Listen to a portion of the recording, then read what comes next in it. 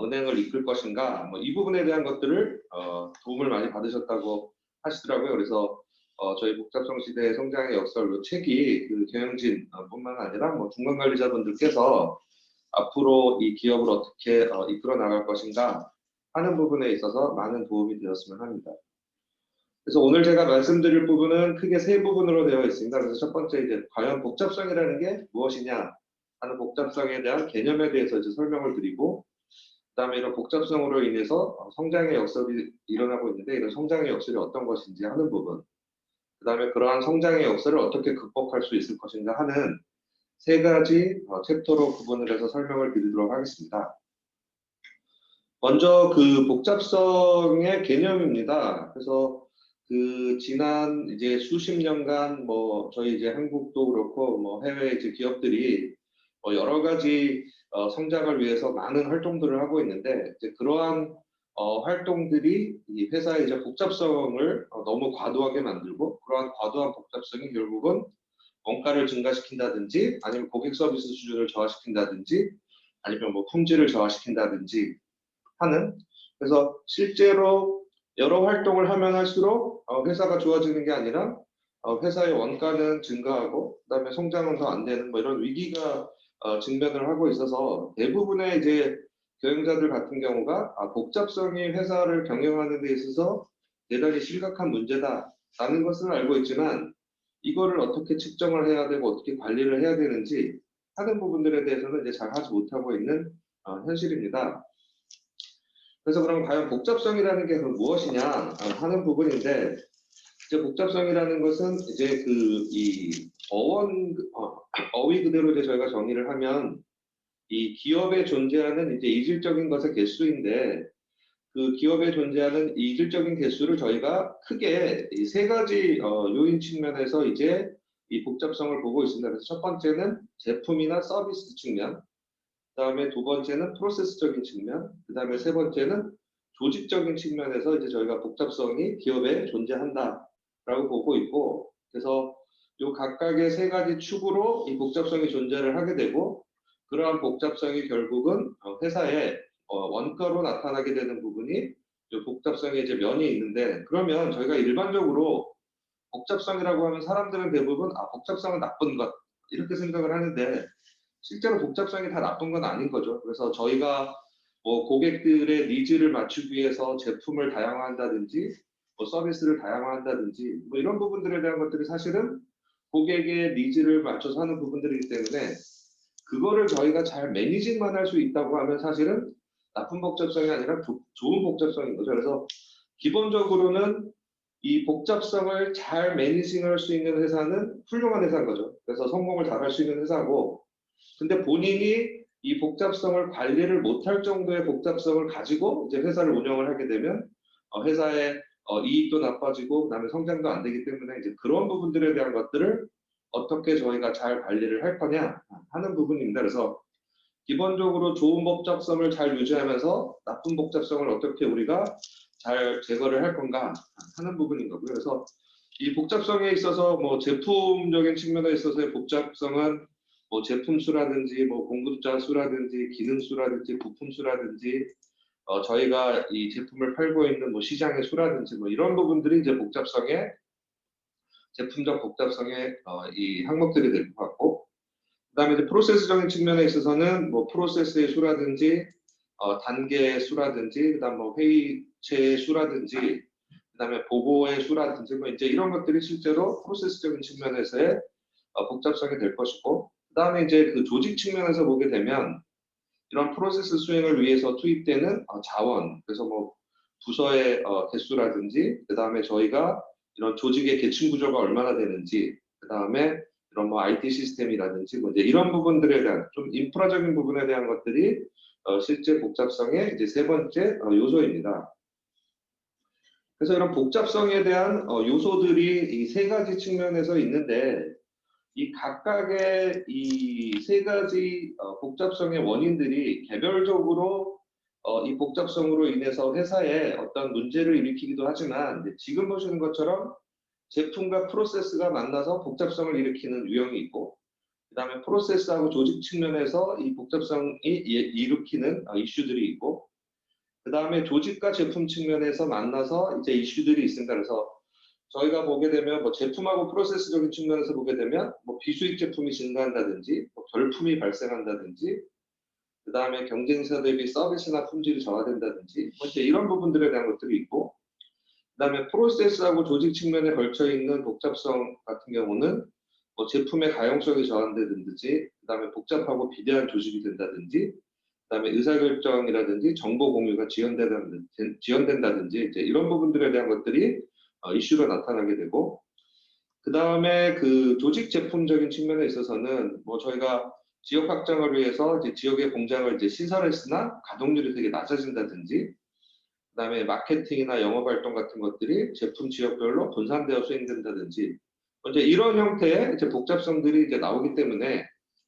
이러한 복잡성들에 대한 부분들을 기본적으로 제품, 프로세스, 조직 이 세 가지 측면에 대한 복잡성들을 각각 저희가 관리하는 게 아니라 이 부분에 대한 것들을 복합적으로 저희가 조금 더 홀리스틱하게 관리를 해야 되는 게 이 복잡성을 관리하는 데 있어서 이제 상당히 중요한 부분입니다. 그래서 기존에 대부분의 그 경영자들이 이 성장의 시대에 가지고 있었던 놈은 어떤 것이었냐면 회사가 성장을 해서 규모가 커지게 되면 이 규모의 효과가 있고 규모의 경제 효과가 있게 되고 그래서 단위당 원가가 줄어들기 때문에 기본적으로는 성장을 해서 회사가 커지게 되면 이익이 점점 늘어날 것이다 라는 게 이제 기본적으로 성장 시대에 경영자들이 가지고 있었던 생각이라고 한다면 실제로 그러한 성장 시대가 지나고 어느 정도 임계점에 이르게 되면 회사가 점점 성장을 해서 규모가 커짐에도 불구하고 이익이 늘어나는 게 아니라 이익이 감소하는 이제 시점이 되는 거죠. 그래서 그 규모의 경제가 아니라 규모의 비경제가 생기는 부분이 있는데 그러면 그 규모의 비경제가 생기느냐 하는 부분은 이제 그 임계점이 되게 되면 아까 제가 서두에 말씀드린 것처럼 우리가 기존에는 복잡성을 잘 관리하면서 규모의 경제 효과를 누렸는데 이제 특정 임계점이 지나게 되면 규모의 경제를 일으키는 그러한 좋은 복잡성을 관리를 하게 하는 게 아니라 나쁜 복잡성이 돼서 우리 회사의 이익을 감소시키는 형태가 되는 거죠. 그래서 대부분의 기업들이 그 이 제품 종류나 이런 부분들에 대한 게 늘어나는 바에 따라서 지속적으로 규모의 경제 효과를 누릴 수 있지만 실제로는 대부분의 기업들이 지금 보시는 것처럼 제품 종류의 비중이 늘어나면 늘수록 이익이 증가하다가 이익이 감소하는 이러한 그 이 웨일 커브 저희가 이제 뭐 고래곡선이라고 하는 이런 웨일 커브 형태의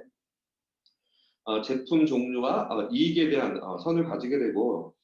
대부분 이제 이렇게 되다 보니까 뭐 서비스 수준도 낮아지고 그다음에 제품 개발 속도도 저하되고 그다음에 이제 재투자에 대한 여력도 감소되고 뭐 이런 부분들이 결국은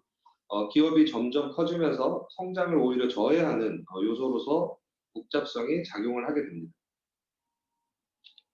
그러면 이런 복잡성에 가지고 있는 원가의 특징은 어떠냐? 그래서 이제 지금 요 왼쪽에 보시면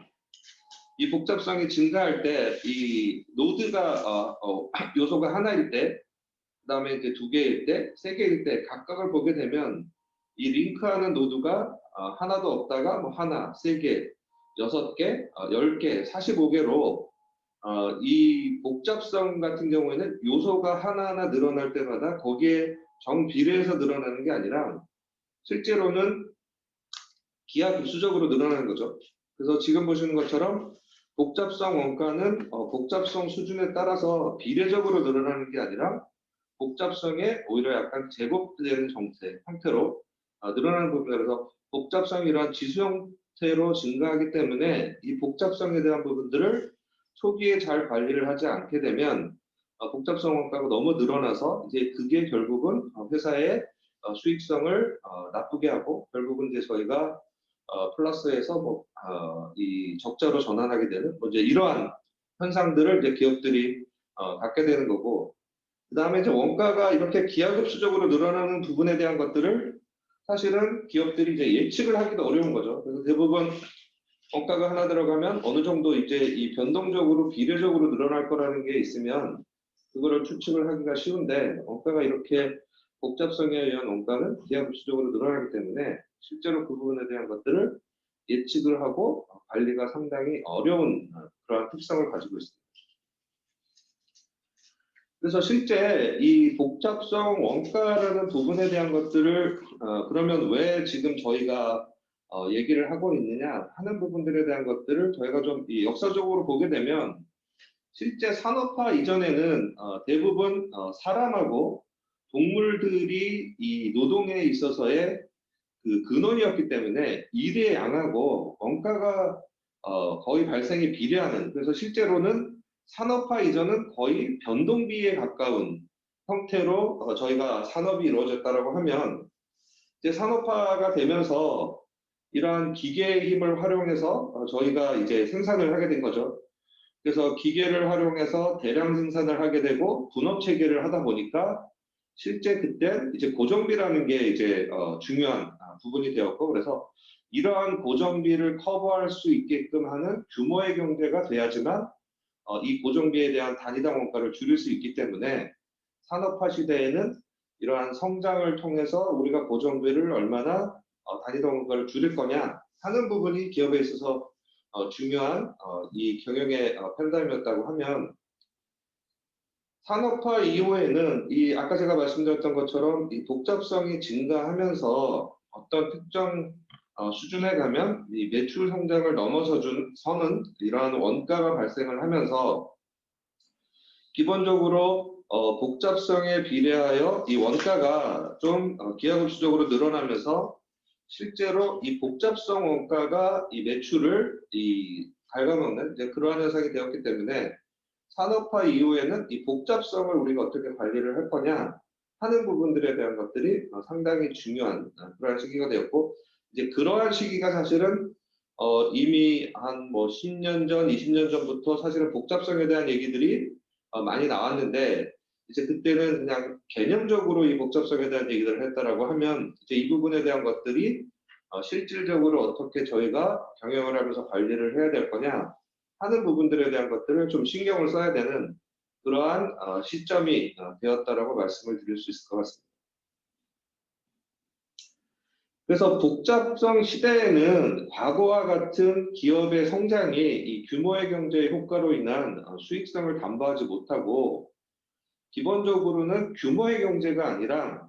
밀도의 경제가 중요한 게 이 복잡성의 시대에는 필요하다는 부분입니다. 그래서 기존의 저희가 이 성장 시대에 있어서는 이러한 모래무덤 같은 게 이제 기본적으로 이 규모의 경제에 의한 그러한 것들이라고 한다고 하면, 모래무덤은 뭐 잘 아시는 것처럼 이 모래를 계속 쌓으면 이 모래가 이제 점점 흘러내리겠죠. 그래서 기본적으로 성장에 있어서는 어느 정도 이 한계가, 이 모래무덤을 쌓는 데 있어서는 이제 좀 한계가 있는 부분인 거고, 반대로 이렇게 지금 저희가 이제 돌무덤을 쌓는 거는 이런 제품이라든지 서비스라든지 프로세스라든지 이런 부분들이 각각의 이 밀도가 높은 이러한 이 진정한 그 작은 기업들이 쌓여서 이제 기본적으로 이 거대 기업들보다 훨씬 수익성이 높게끔 하는 그러한 경제로 가는 부분이고, 그래서 이 밀도의 경제가 복잡성의 시대에는 훨씬 중요하다는 부분입니다. 그래서 패스트푸드 산업의 그 복잡성을 좀 비교를 해보면, 이제 그 치폴레라는 이 프랜차이즈하고 잘 아시는 이제 맥도날드를 비교해보게 되면, 맥도날드는 뭐 잘 아시는 것처럼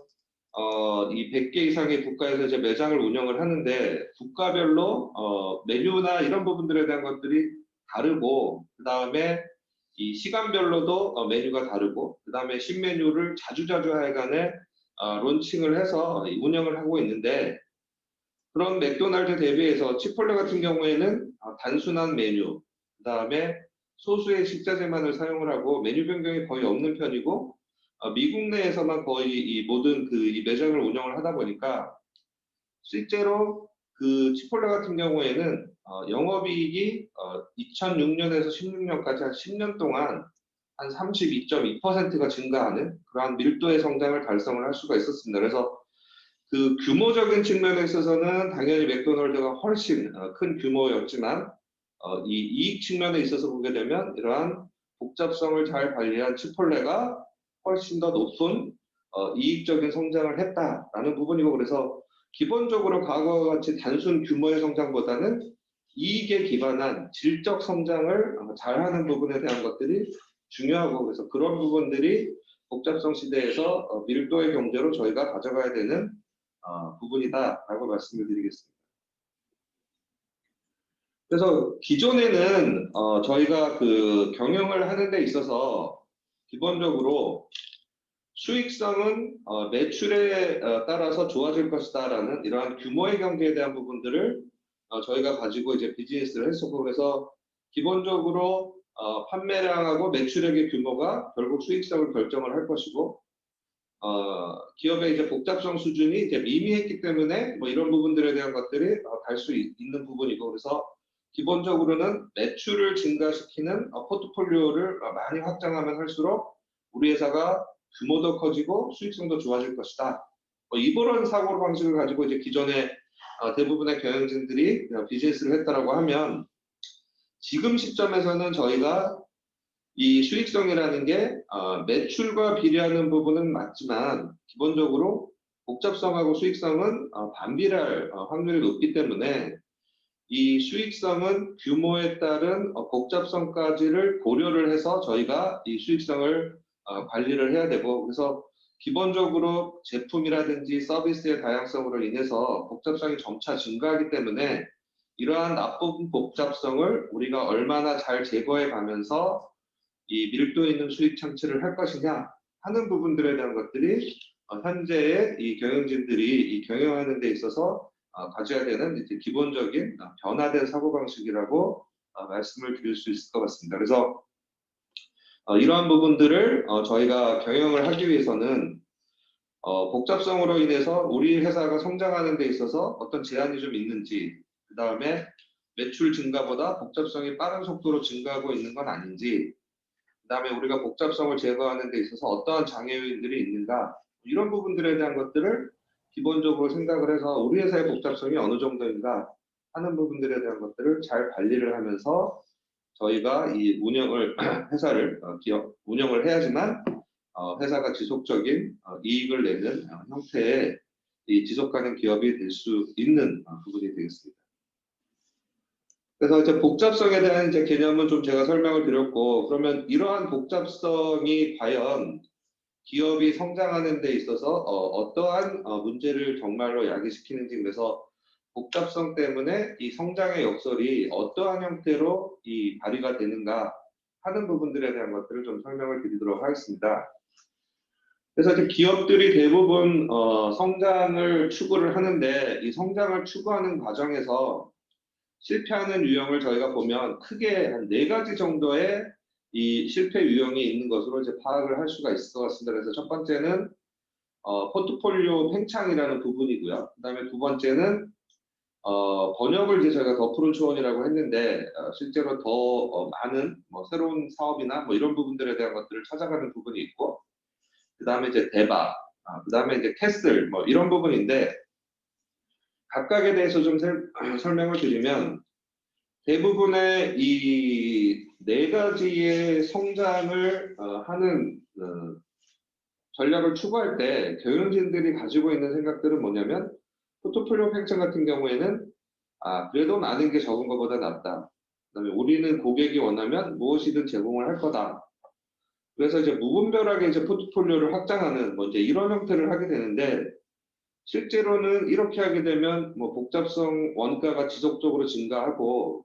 고객 서비스 수준이나 프로세스 효율이 저하되고 집중력 저하 등의 부작용 야기가 있다 보니까 실제로 성장에 있어서는 이제 실패를 하는 케이스가 이 포트폴리오 팽창 케이스고, 그 다음에 이제 두 번째 더 푸른 초원 같은 경우에는 대부분의 이 형태의 전략을 추구하는 경영진들이 가지고 있는 생각은, 우리가 현재 시장에서도 잘했으니 다른 시장에서도 우리 잘할 수 있을 거야. 그 다음에 우리가 지금 이 하고 있는 사업에서 당연히 우리가 선택할 수 있는 인저성장 경로다. 그 다음에 다른 시장은 우리 시장보다는 경쟁이 훨씬 덜 심할 거다. 그러니 우리가 더 푸른 초원을 향해서 이 비즈니스를 해야 된다. 그래서 기본적으로는 이렇게 과도한 확장, 그래서 공격적인 M&A라든지 신사업 추진이라든지 이제 이런 부분들에 대한 것들을 추구를 하게 되는데, 이제 이 부분에 있어서는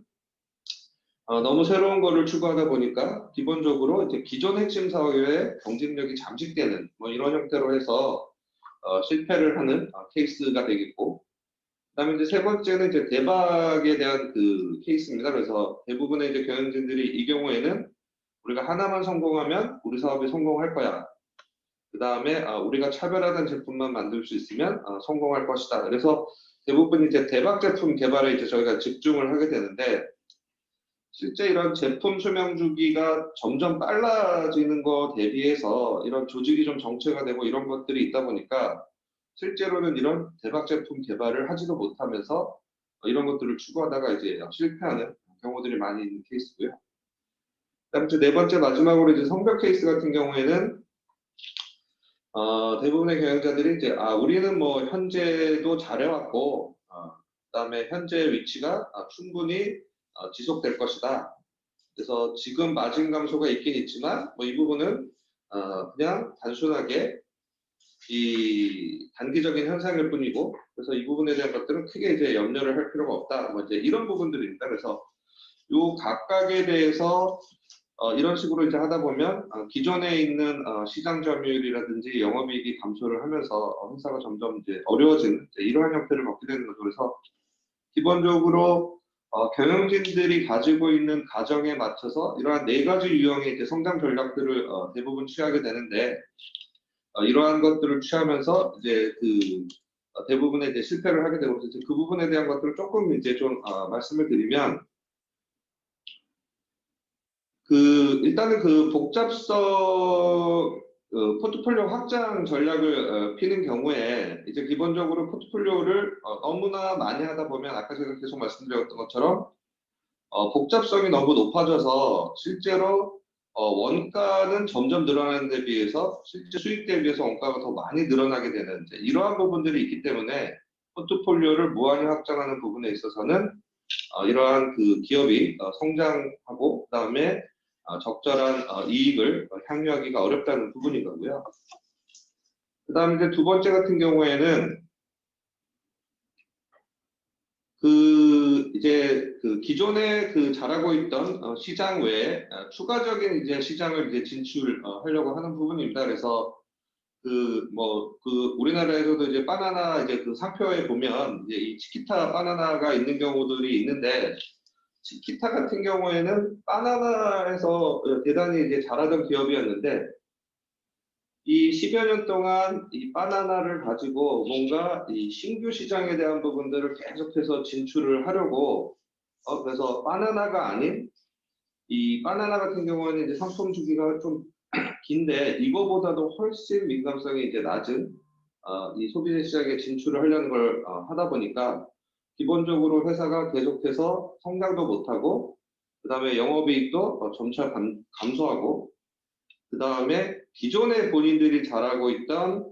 이 바나나에서도 성과에 대한 부분들을 잘 내지 못하는 이러한 부분들에 대한 것들이 돼서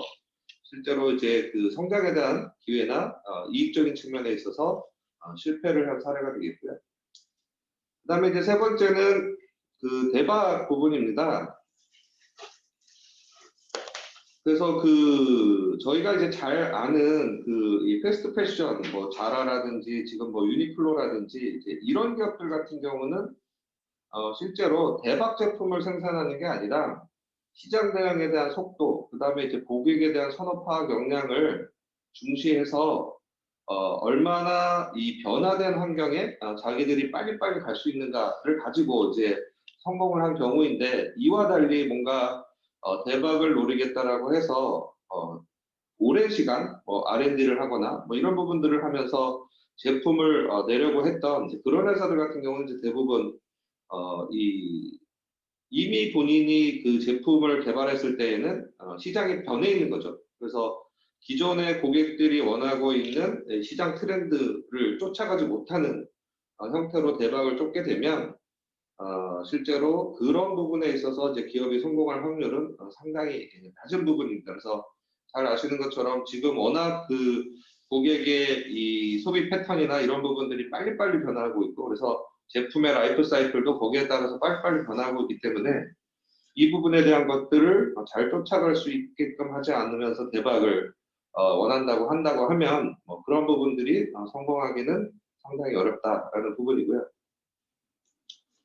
그다음에 이제 네 번째는 뭐 저도 이제 그 컨설팅을 계속 하고 있지만 이제 뭐 잘 아시는 이제 그 모니터 그룹입니다. 그래서 이제 모니터 그룹이 그 마이클 포터 이 경영학의 대가 이제 마이클 포터가 모니터 그룹을 설립을 해서 이제 모니터가 상당히 그 경영 컨설팅 회사로서는 이 프리미엄 컨설팅으로서 잘 해왔는데 2012년 11월에 이제 그 딜로이트에 이제 매각이 되었습니다. 그래서 모니터가 기본적으로는 우리는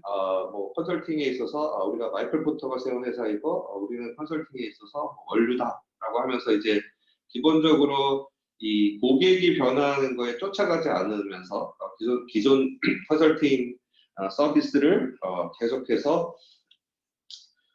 운영을 하다가 이제 그런 부분들이 이제 한계에 부딪혀서 이제 회사가 딜로이트에 매각된 사례입니다. 그래서 기본적으로 그 빠르게 변화하고 있는 산업의 기존의 그냥 산업의 사업의 구조라든지 시스템을 가지고 해서 기업을 운영을 하려고 하면 그러한 부분들이 충분히 이 기업이 성장하는 데 있어서 방해 요소가 돼서 성장을 하는 것이 아니라 오히려 성장을 못하게 되는 이제 그러한 부분들이 지금 발현된 사례고요. 그래서 이렇게 크게 기업이 성장을 하는 데 있어서 네 가지 유형이 있었는데 그 네 가지 유형이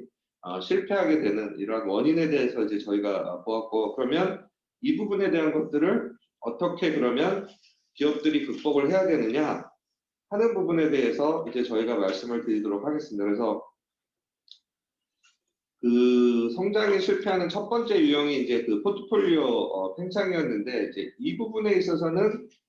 스마트 다양성이라는 전략을 취해야 된다는 부분이고, 그 다음에 이제 더 푸른 목장 실패 원인에 대해서는 저희가 이길 수 있는 새로운 시장을 추구를 해야 된다는 부분, 그 다음에 대박 유형에 대해서는 반복적인 차별화를 저희가 추진하는 전략을 취해야 된다는 부분, 그 다음에 이 성벽의 유형의 이제 성장 실패에 대해서는 재창조와 재구성 전략으로 이러한 것들을 극복을 해야 되는데, 그 각각에 대해서 상세하게 좀 설명을 드리도록 하겠습니다. 그래서 스마트 다양성이라는 것은 이제 기본적으로 저희가 그 포트폴리오를 확장을 할 때 고객이 필요로 하는 다양성, 그 다음에 이와 연관된 복잡성 비용에 대해서 좀 저희가 명확하게 이해를 바탕으로 해서 포트폴리오 관리를 좀 능동적으로 해야 된다는 거죠. 그래서 포트폴리오를 최적화를 통해서 저희가 스마트 다양성을 확보를 해야 된다는 겁니다. 그래서 저희가 포트폴리오 최적화 목표를 설정을 할 때 특정 제품을 우리가 왜 유지를 해야 되는지, 그 다음에 현재 판매하는 제품의 50%만 가지고 고객의 니즈들을 좀 충족시킬 수는 없을까? 그래서 오히려 저희가 제품과 서비스를 다양화하고 약간 좀 단순해가면서 이걸 가지고 사실은 더 성공을 하는 이러한 케이스들도 있거든요. 그래서 이 저희가 포트폴리오 최적화를 할 때는 이러한 좀 스마트하게 다양성을 어떻게 유지를 할 거냐. 그래서 제가 아까 이제 좋은 복잡성을 말씀드렸는데, 저희가 그 고객들을 대상으로 이제 실험을 해보면 한 20가지 정도의 제품을 놓고 고객들한테 그 중에 고르라고 하면 고객들이 잘 못 고르는데, 7개에서 한 9개 정도의 제품을 놓고 그 중에 고르라고 하면 고객들이 훨씬 잘 고르는 거죠. 그래서 기본적으로 너무 많은 선택지를 고객들한테 주는 것이 고객들한테도 좋지 않고, 실제로 기업 입장에서도 한 7개에서 9개 정도면 고객들이 훨씬 더 쉽게 선택을 할 수 있는데, 너무 많은 제품이나 서비스를 가지고 이러한 부분들에 대한 것들을 운영을 하는 이런 부분들이 실제 이 회사 입장에서 보게 되면 이 다양성에 대한 부분들이 나빠지는 부분들이기 때문에 그러한 부분들에 대한 것들을 좀 해야 된다는 부분이고요. 그다음에 이제 그 성장하는 과정에서 이제 다양성을 저희가 할 수밖에 없을 경우에는 그걸 얼마나 잘 유지를 할 수 있을 것이냐 하는 부분, 그다음에 그러한 스마트한 다양성을 어떻게 조직과 프로세스로 내재화할 것인가 하는 부분들에 대한 것들이 이제 좀 필요로 한 부분입니다. 그래서 대표적으로 지금 이제 그 한국의 이런 유사한 이제 산업을 보게 되면 통신 산업이 보면 이제 좀 그럴 수가 있을 것 같습니다. 그래서 통신 같은 경우가 과거에 제품이 90년대 말까지는 사실은 그냥 집 전화라는 이 유선 전화 하나만 있었는데 그 후에 뭐 이 ASDL이라든지 이런 그 인터넷이 이제 나오게 되고 그 다음에 뭐 IPTV라든지 그 다음에 IP 전화라든지 그 다음 뭐 와이브로라든지 그 다음에 스마트폰이라든지 모바일 폰이라든지 뭐 이런 다양한 이제 제품과 서비스들을 이제 통신사들이 제공을 하게 됐고 제품의 그 다양성뿐만 아니라 실제 그 개별 제품에 보게 되면 그 제품도 다양한 요금제라든지 서비스라든지 뭐 이런 부분들에 대한 것들을 가지게 되었습니다. 그래서 그 통신사들 같은 경우가 제품의 복잡성, 그 다음에 특정 제품에 있어서 관련된 서비스나 요금제의 복잡성, 뭐 이런 것들이 있다 보니까 실제로 고객들도 본인들의 제품이나 서비스가 요금제가 무엇인지도 잘 모르면서 선택을 하게 되고, 그 다음에 회사는 그 통신사들은 통신사 내부적으로 그러한 것들을 관리하기 위한 코스트들이 너무 늘어나는 형태가 돼서 뭐 국내 뭐 SKT도 그렇고 KT도 그렇고 이런 것들을 잘 관리를 하기 위해서 뭐 차세대 이 시스템이라든지 프로세스라든지 이제 이런 부분들에 대한 것들을 그 2010년 초반 그다음 뭐 2010년 중반 때까지 이제 진행을 했는데 그래서 통신사들이 이러한 다양성을 확보를 해가면서 어떻게 제품과 서비스에 대한 포트폴리오를 잘 가져갈 거냐 하는 측면에 대한 것들을 추구한 부분이 뭐 이런 부분들에 대한 대표적으로 좀 국내 사례라고 말씀드릴 수 있을 것 같고요. 그 다음에 두 번째는 기본적으로 그 저희가 새로운 시장에 나간다고 하게 되면 대부분의 이제 기업들이 가고 있는 방법이 제품 라인을 확장을 한다든지 새로운 고객 세그먼트를 진출을 한다든지 아니면 새로운 채널을 가지고 한다든지 아니면 시장 지역을 확장을 한다든지 아니면 새로운 카테고리나 신사업을 진출하는 이제 이러한 형태로 그 저희가 새로운 시장에 나가게 되는데 이때마다 다 각각 보면 뭐 제품 라인을 확장하게 되면 뭐 서비스의 이슈가 있거나 뭐 예를 들면 뭐 유통 매장에서 결품이 있을 수 있고 그다음에 아까 제가 말씀드렸던 것처럼 이 과잉 선택 옵션 제공으로 인해서 고객이 선택하는 데 있어서 불편을 오히려 준다든지 뭐 이런 형태로 복잡성 이슈들이 있기 때문에 기본적으로 저희가 이러한 새로운 그 시장에 나갈 때는 이러한 확장을 통해서 우리 핵심 사업이 강화될 건지 아니면 약화될 건지 그 다음에 인접 영역으로의 우리의 확장이 규모의 경제 효과를 발휘할 수 있는 부분인지 아니면 오히려 복잡성의 증가를 낳을 수 있는 부분인지 그 다음에 우리가 이러한 새로운 사업을 수행할 역량이라든지 운영 모델을 보유하고 있는지 뭐 이런 부분들에 대한 것들을 경영진들이 잘 파악을 해서 이러한 새로운 시장에 진출을 해야지만 실패를 하지 않는다는 부분이고요. 그 다음에 이제 그 반복적 차별화는 뭐 최근에 이제 뭐 에자일이라든가 하는 뭐 그러한 기법들에 대한 것들을 많이 들어보셨을 텐데 최소 비용으로 다양한 실험을 통해서 그 이 경영 환경 변화, 그다음에 소비자의 변화 뭐 이런 부분들에 대한 것들을 빠르게 테스트를 해가면서 하는 문제 이런 부분들이 기업에 있어서 하나의 오히려 더 이제 성공적인 경영 전략이 될 수 있다는 거죠. 그래서 그 이 일루미네이션 CEO 같은 경우가 뭐 잘 아시는 이 만화 영화 제작을 하는데 타이탄 같은 경우에는 이 대박을 놓고 한 이 블록버스터 작품이었는데 이거는 이제 대박을 치지 못해서 한 1억 불 정도의 손실을 받고 그래서 우리가 이렇게 해서는 안 되겠다. 그래서 좀 예산이 적게 들어가면서 실제 고객들의 반응을 봐가면서 할 수 있는 뭐 이런 것들을 하는 게 오히려 좋겠다라고 해서 좀 중저 예산 중심으로 이 영화들을 이제 시리즈로 이제 내기 시작을 해서 오히려 이제 그러한 중저 예산 영화들을 가지고 고객들의 반응을 보면서 조금 더 성공적으로 할 수 있는 뭐 이런 부분들을 했기 때문에 기본적으로 이렇게 복잡성이 높아지고 있는 그러한 환경에서는 이거에 대한 확실성을 가지고 뭔가 투자를 하기가 어렵기 때문에 가급적이면 이렇게 작게 파일럿 형태로 다양한 실험을 해가면서 사업을 확장해 나가는 게 오히려 조금 더 성공을 할 수 있는 그러한 전략이 된다는 부분이고요. 그 다음에 네 번째는 대부분의 그 잘하고 있는 회사들 같은 경우를 보게 되면 기존에 잘하고 있는 그 이 사업의 제품 포트폴리오라든지 프로세스라든지 조직 구조라든지 자산이라든지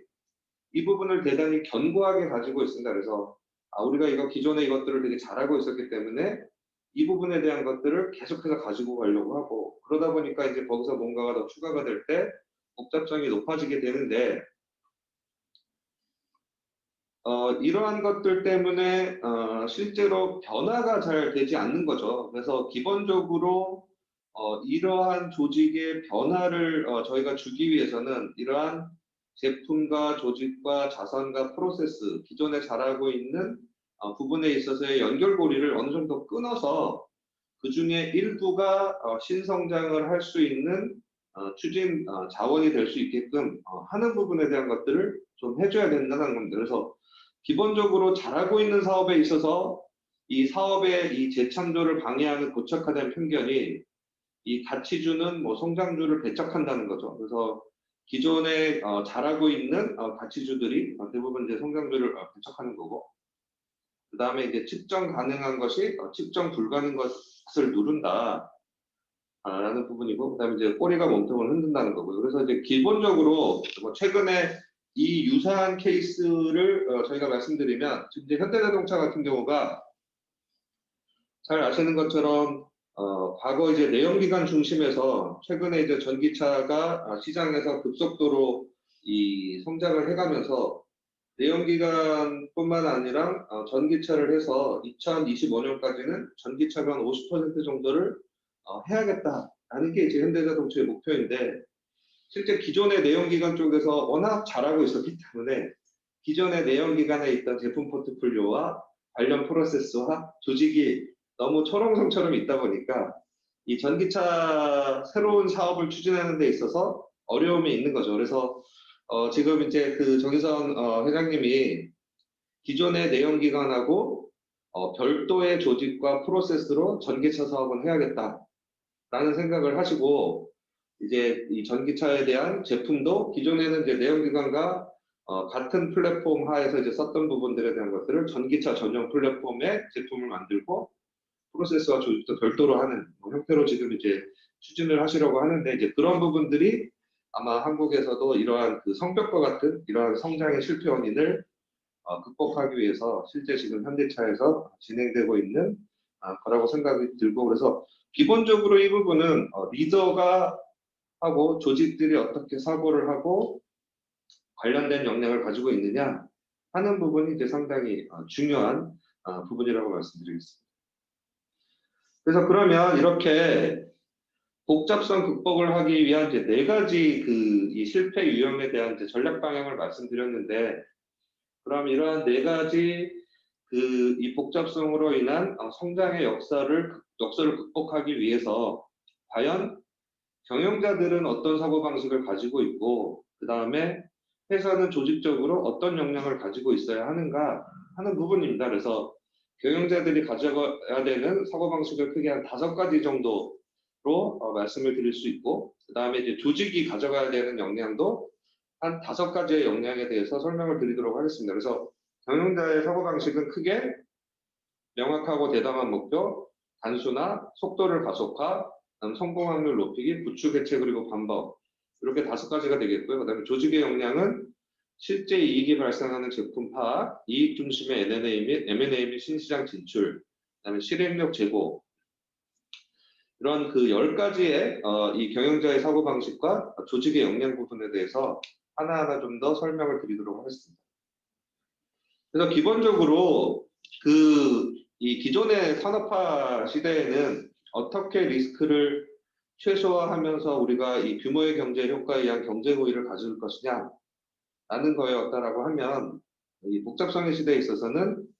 이 대담한 기업가 정신을 발휘하여서 새로운 것에 도전하는 게 이제 필요하고 그래서 리더들이 기본적으로 가져야 되는 3가지 생각이 좀 타 조직하고 차별화된 믿음을 명문하고 뭐 이에 따라서 행동을 하는 거고요. 2번째는 열정하고 낙관주의 및 목표를 좀 공유를 하고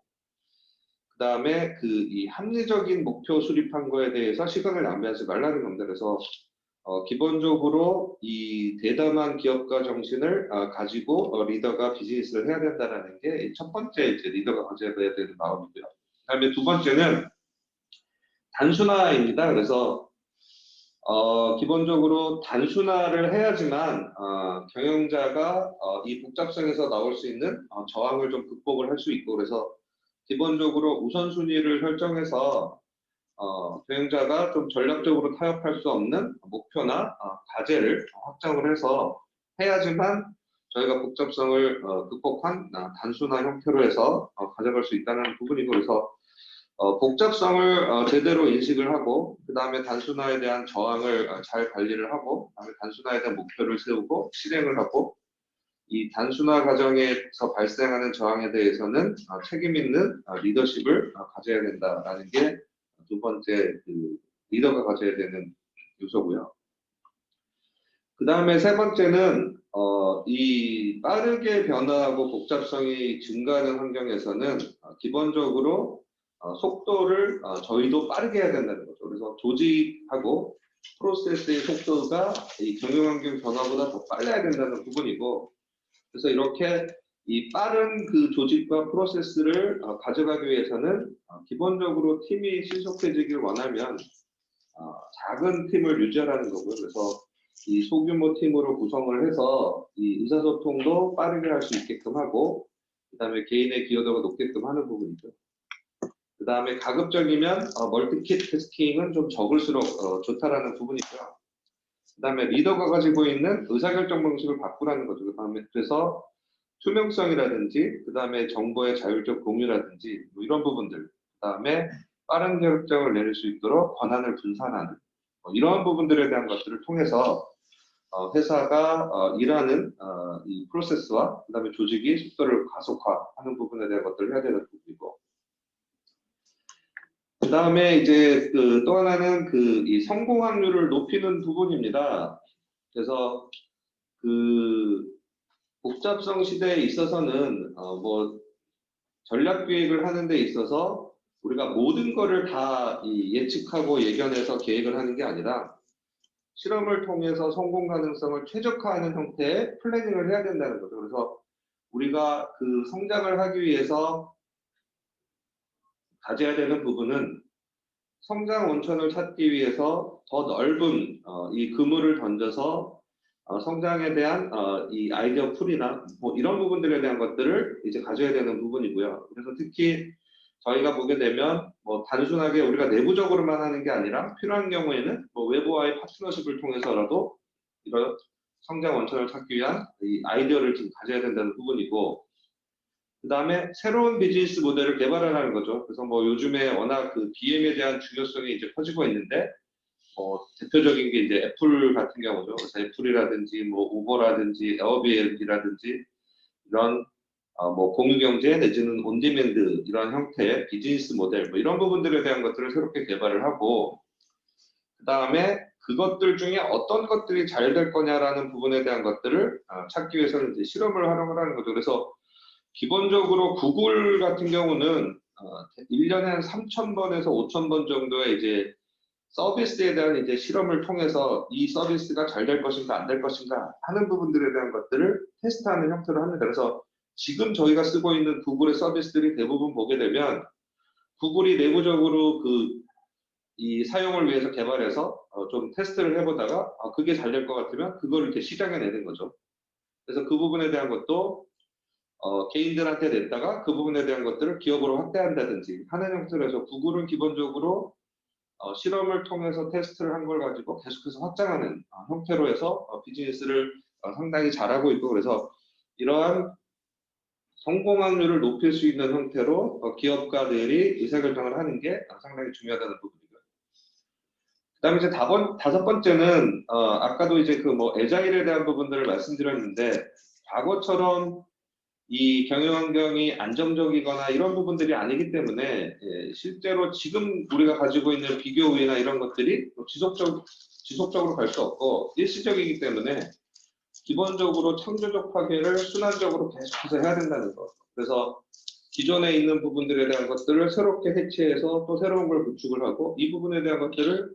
지속적으로 저희가 계속해서 하면서 새로운 신사업을 개발을 하고 그 부분에 대한 것들을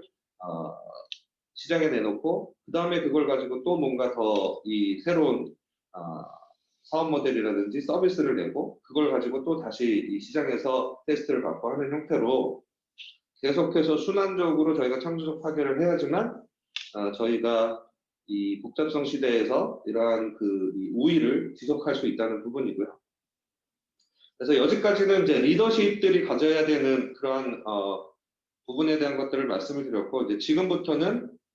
이러한 복잡성을 잘 극복하기 위해서 조직적으로 어떤 것들을 가져야 되느냐 하는 부분입니다.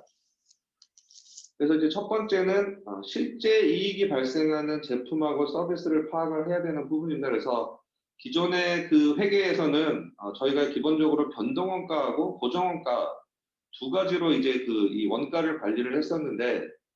실제 아까 말씀드렸던 것처럼 복잡성이라는 게 생기면서 이제 복잡성 원가를 저희가 별도로 측정을 하고 관리를 하는 게 필요하다는 거죠. 그래서 기본에 저희가 이제 변동원가하고 고정원가 외에 복잡성 원가라는 부분은 기본적으로 수량에다 제곱근을 한 걸 가지고 저희가 이 원가 배분하는 부분에 대한 것들을 하게 되면 복잡성을 고려한 원가가 더 잘 측정이 되는 거고, 그래서 이러한 복잡성 원가를 저희가 실제 잘 측정해야지만 제대로 된 제품에 대한 원가 계산을 하고 그 원가 계산에 기반한 수익성을 기반으로 해서 저희가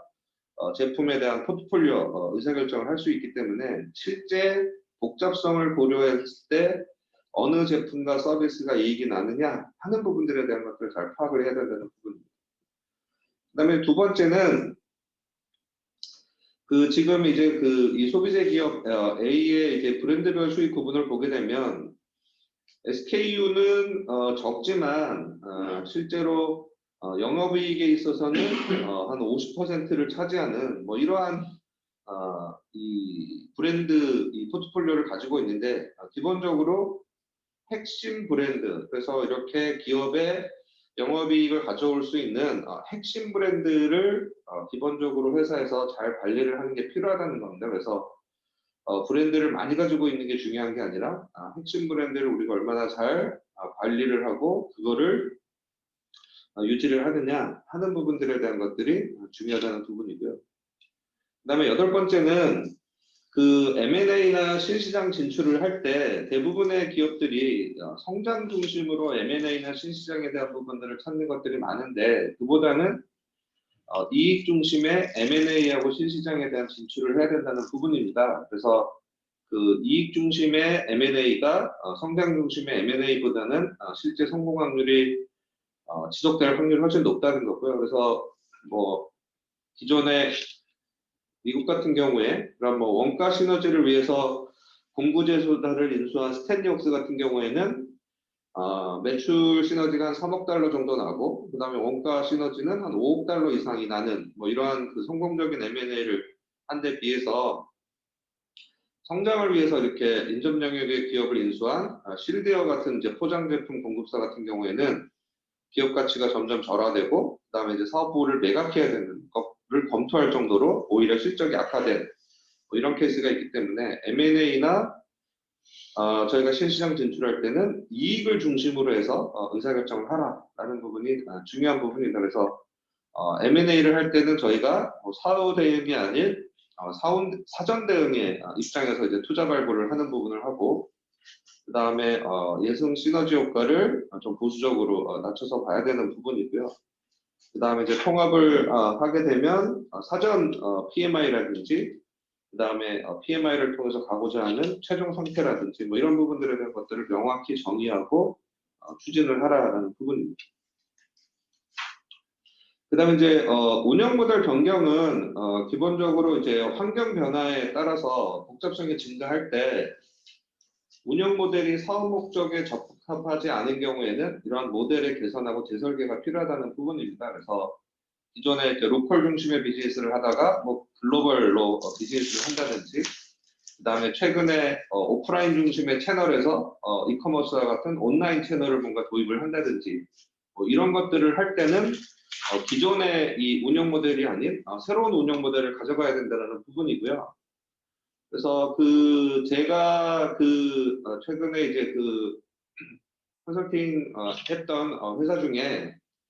이커머스가 이렇게 잘 되고 있음에도 기존의 가맹점 중심의 오프라인 채널을 유지를 버리지 못하고 있다가 이제 이커머스 시장에 시장도 뺏기고 그 다음에 이익도 점점 줄어드는 뭐 이런 것들을 경험한 회사도 있고,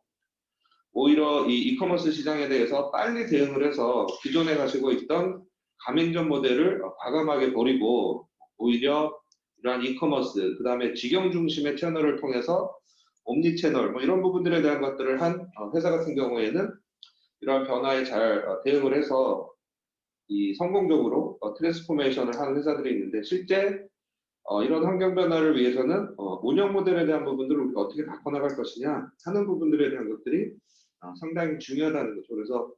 최근에 이제 글로벌 기업들 같은 경우에는 예전에는 IT를 대부분 아웃소싱하는 형태로 해서 비즈니스들을 많이 했는데, 최근에는 뭐 디지털 트랜스포메이션이니 뭐 이런 것들이 워낙 중요해지면서 실제 IT가 예전에는 회사에 있어서 비핵심 업무였는데 이게 핵심 업무가 되다 보니까 글로벌 기업들 같은 경우에는 과거에 아웃소싱했던 IT 업무를 인소싱하는 형태로 해서 다시 이제 기업 내부에서 운영하게끔 하는 형태로 이제 모델을 바꿔서 운영을 하고 있는데, 이제 그런 부분들이 실제 운영 모델을 변경을 기업 환경 변화에 따라서 잘 맞춰 나가면서 성공을 하고 있는 사례들인 거죠. 그래서 운영 모델을 어떻게 변경할 것이냐 하는 부분이고, 그다음에 이제 마지막 부분은 아무리 저희가 뭐 전략을 잘 짰다고 하더라도 그 전략을 얼마나 잘 실행하느냐 하는 부분이 상당히 중요한 부분입니다. 그래서 전략을 잘 실행을 하기 위해서는 크게 두 가지 요소가 필요한데, 첫 번째는 전략을 잘 실행할 수 있는 통합적인 관리 시스템, 그 다음에 전략을 잘 실행할 수 있는 조직 문화, 두 가지가 필요하게 됩니다. 그래서 그 전략을 잘 실행할 수 있는 통합관리 시스템에 대해서 먼저 말씀을 드리면, 대부분의 기업들이 최근에 뭐 안전이라든지 환경이라든지 품질이라든지 원가라든지 다양한 목적을 가지고 이 회사를 이제 변화시키고 개선시키기 위해서 노력을 많이 합니다. 근데 이제 실질적으로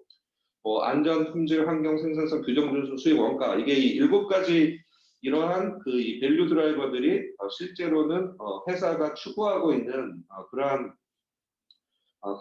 밸류 드라이버들인데, 이 부분에 대한 것들을 실행을 누가 하느냐를 보면 실제 이 실행은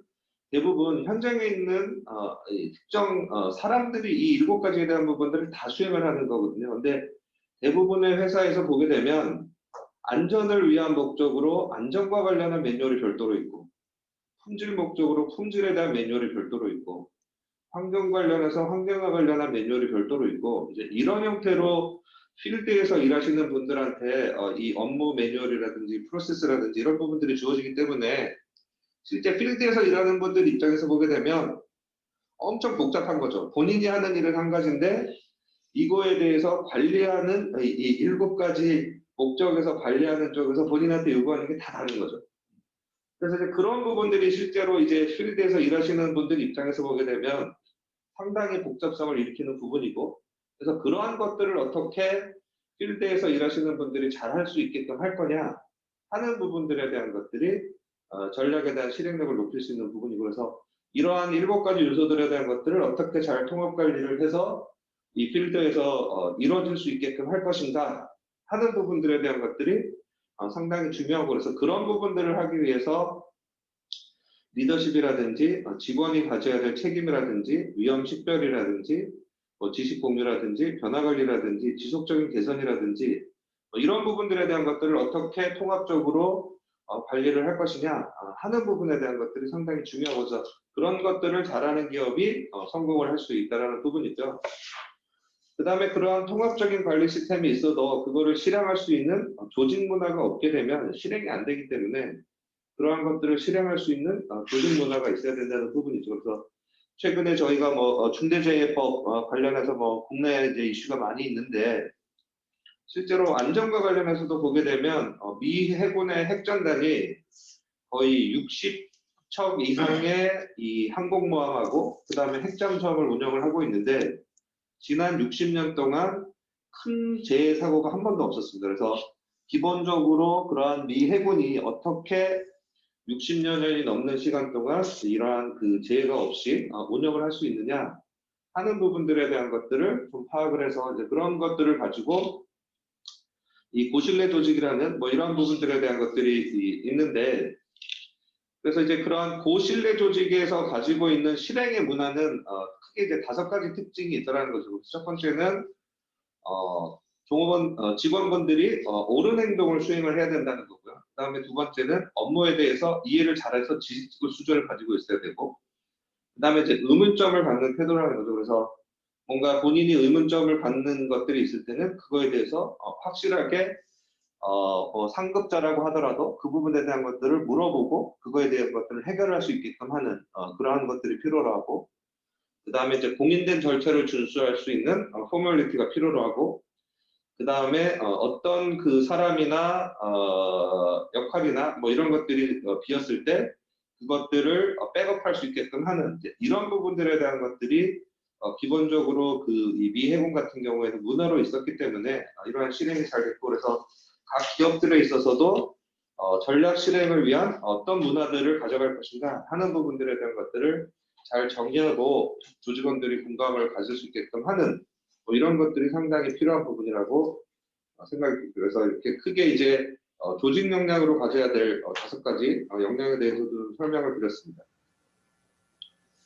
그래서 제가 그 복잡성의 개념이 무엇인지, 그 다음에 복잡성 하에서 성장을 하려고 하는 기업들이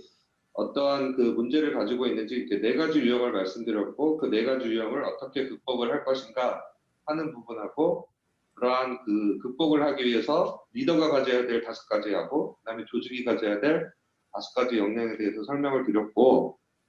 제가 그 발표드렸던 내용에 대해서 질문 있으시면 제가 답변을 드리도록 하겠습니다. 네, 오늘 저 유익한 주제로 발표해 주신 우리 키투웨이 권현상 대표님께 감사드립니다. 저 시간을 좀 절약하는 관계로 하여튼 저기 채팅창으로 질문을 받았는데요. 혹시 권 대표님도 채팅창 보실 수 있으면 채팅창 열어주시면 도움이 될 것 같고요. 맨 위에 그 이병헌 교수님이 인크리싱 리턴을 향유하는 디지털 테크 기업들에도 이 분석 툴이 적용될까요? 복잡성을 디지털 기술로 해결하는 기업들의 경우 복잡성 자체가 큰 문제가 되지 않을 듯 한데요. 이런 질문을 하셨습니다. 그래서 좀 요 질문에 대해서 권 대표님이 어떤 답변을 해주실 수 있을까? 예, 답변 부탁드립니다. 그러니까 지금 이제 디지털 테크 기업들 같은 경우에도 실제로 기업들이 좀 규모가 커지면서 이 약간 사일로 현상들이 보이고 있고요. 그래서 이제 사일로가 되다 보니까 실제로 뭐가 문제가 되냐면, 고객 입장에서 서비스에 대한 이제 이 약간 고객 입장에서 보면 쉽고 통합적으로 뭔가 서비스를 이용하고 싶은 니즈들이 생기는데, 이제 그런 부분들에 대한 것들이 잘 되지 않는 이제 그런 유형들이 좀 있거든요. 그래서 그러한 부분들에 대해서는 그러한 디지털 테크 기업들이라고 하더라도 본인들이 지금 내고 있는 서비스하고 관련 프로세스하고 그런 조직들에 대한 부분들은 여전히 규모가 조금 커지면서 보여지는 부분이 있고, 그래서 그런 부분들에 대해서는 디지털 테크 기업도 그런 것들은 충분히 극복을 해야 되는 과제라고 생각이 듭니다. 네, 감사합니다. 우선은 저기 한 두 질문이 또 추가로 있는데요. 그 질문을 다 답변하고 또 시간이 더 좀 여유가 된다 그러면 또 추가적인 질문이나 를 받도록 하겠습니다. 두 번째 질문은 박대순 대표님의 질문인데요. 카카오나 텐센트가 새로운 서비스로 확장, 즉 매우 복잡해지면서 성장하고 있는 것은 어떻게 해석해야 할까요? 그게 첫 번째 질문이고요. 두 번째 박대순 대표님의 질문은 플랫폼 기업의 핵심인 네트워크 가치는 사용자의 제곱에 비례한다는 메칼프의 법칙과는 어떻게 조화를 이룰 수 있을까요? 그리고 세 번째 질문은 복잡성은 피해야 할 것이 아니라 잘 관리해야 할 것은 아닌지요. 이렇게 3가지 질문을 해주셨습니다. 예, 그래서 그 질문 내용에 답변을 드리면 아까 이제 제가 구글 관련해서 이제 말씀을 드렸는데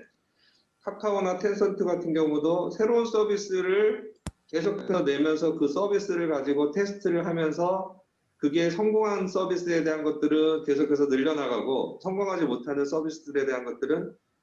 이 죽이는 형태로 해가면서 이제 이 성장을 하고 있거든요. 그래서 그런 형태로 지속적으로 본인들의 서비스를 좀 애자일하게 하는 뭐 이런 형태로 하면서 극복을 잘 하고 있는 회사들이기 때문에 이 회사들은 이제 복잡성을 스스로 이제 없애가면서 그렇게 하고 있다라는 부분이 있고요. 그 다음에 그 메칼프의 법칙은 실제로 이제 네트워크의 가치가 이 사용자의 제곱에 비례한다는 부분인 거는 분명히 맞고요. 그래서 사용자의 제곱에 비례하는데 그러면